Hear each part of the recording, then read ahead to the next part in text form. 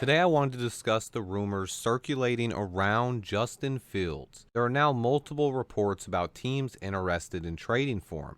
I had been ignoring this for the most part, but today Albert Breer came out and reported that multiple teams inquired about Justin Fields down at the Senior Bowl, and that the Bears are expected to finalize their plans at quarterback in the next couple of weeks at the NFL Combine. Breer reported that the Bears were not shopping Justin Fields, but that teams reaching out to them allowed them to gauge what he would be worth in a potential trade, and it also will help them further come to a decision on what to do at the quarterback position. Pair this with the interviews and weigh-ins of prospects at the NFL Combine, and the Bears will probably make it clear what their plan is at quarterback sometime in the next 2 to 3 weeks. Albert Breer also reported that if the Bears were going to trade Fields, they would likely do it soon before free agency. A lot of people are taking that part of the quote out of context and leaving out the part where Breer said clearly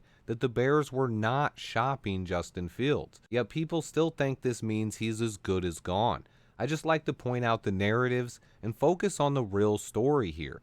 I think it's unlikely at this point that Justin Fields gets traded, but I will not say it's impossible. So I will discuss the teams that make the most sense in a trade scenario. The two teams being talked about the most are the two that make the most sense if that's the decision polls makes. Those teams would be the Atlanta Falcons and the Pittsburgh Steelers. The conversation about how much value Fields would return is unknown, but I believe he's worth a high pick in the NFL draft.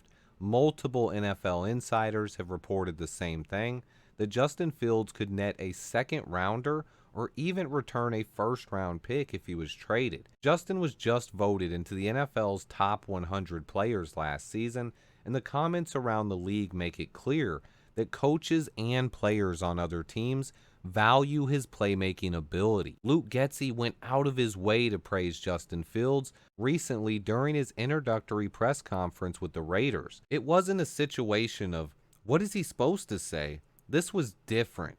The bottom line to me is one of these two things will happen pretty soon.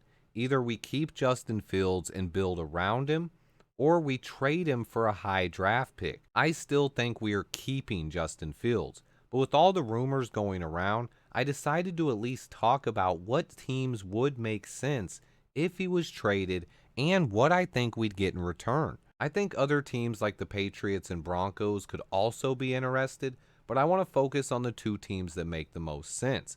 First, let's talk about the Pittsburgh Steelers. They have a pretty good roster with Mike Tomlin as a head coach and have now brought in Arthur Smith to be offensive coordinator. I think the Steelers would be very interested in Justin Fields if he were on the trade block. I think the Steelers could offer us a first-round pick, number 20 overall in this scenario. Both Mike Tomlin and Arthur Smith are big fans of Justin Fields, and this makes sense.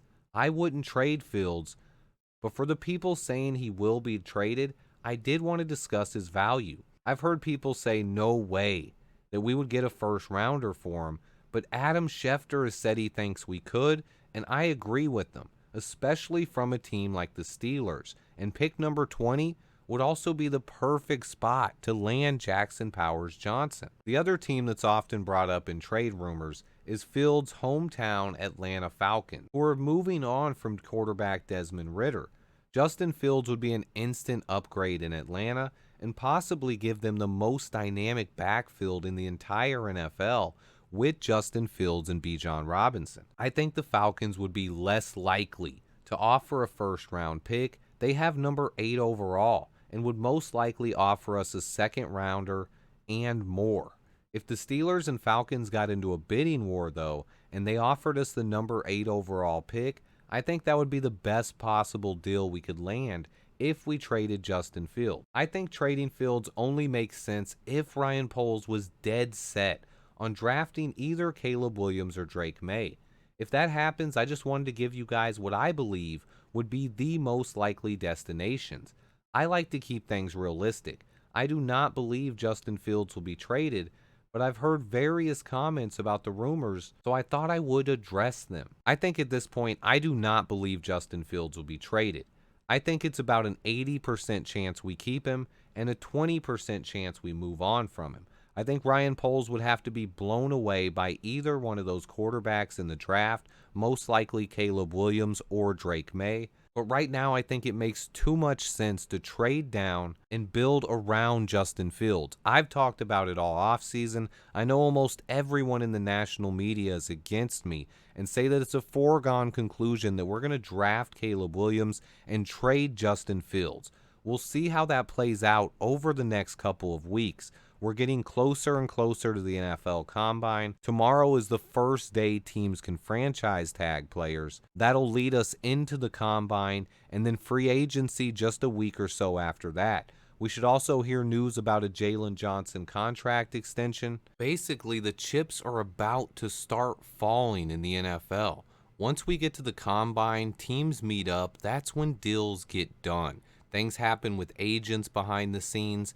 Trades get worked out, some free agency talk gets done, and then that heads right into free agency. Once we get to free agency, we're going to figure out what holes on this roster that Ryan Poles wants to address immediately. Once he makes those moves in free agency, it'll allow us to better identify who the Bears' draft targets are this year, and things are really about to start heating up in just the next couple of weeks.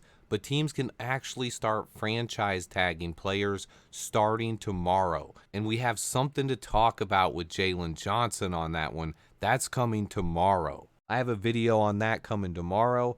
I also recorded a podcast with MODG again today. If you guys haven't checked out the Monsters of the Gridiron podcast, I will link that video in the description below. I also made a really good video this afternoon diving deep into the Chicago Bears offensive line and taking a look at it analytically. I will link that video in the description below as well in case you missed it, as I'm dropping this video just a few hours after that one, so there is a chance it gets lost in the mix. I also have multiple scouting reports on the way. I'm finishing up the trio of LSU players, Jaden Daniels, Brian Thomas Jr., and Malik Neighbors, and have so much content on the way. Please remember to hit that like button for me, guys. Stay tuned, and until next time, bear down. Hey, good work today, baby. Let's keep going. Here we go. Bears on 3. 1, 2, 3.